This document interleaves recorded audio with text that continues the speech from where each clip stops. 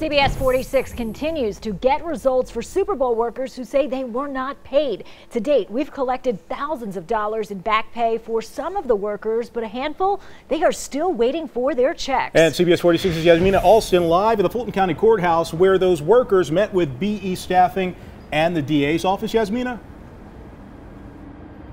Mike, that's right. If you remember last month, dozens of Super Bowl workers came to the DA's office and they left with a check from BE Staffing.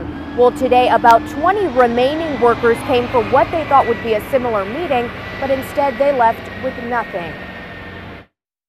We're not waiting until September to get paid. DeMiro Johnson was one of dozens of Super Bowl workers who came to us after not getting paid by BE Staffing, the company that hired them. We were supposed to get paid on the 8th. The 8th turned to the 15th.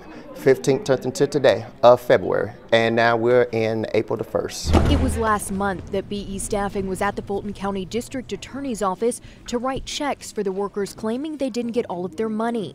But Johnson was one of about 20 that wasn't able to make that meeting, so he came to the one Monday morning expecting to get what he was owed. Close to $3,000. But this meeting was different than the last. I'm hearing that people won't be paid today. That is not what I expected to happen. Even community activists have been involved after the workers had had enough. I'm not going to keep coming up here for that. Johnson says everyone wants their money because they need it and earned it. I ended up moving back to North Carolina. Car got repossessed, and I basically didn't get my money.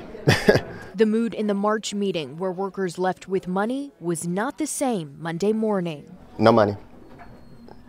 We're just sitting here twiddling our fingers like we're ventriloquists. And we've been here since 9 o'clock this morning, waiting patiently. And Johnson says it looks like they're going to have to continue to keep waiting patiently because he says they have no idea when they're going to get that money. Alicia?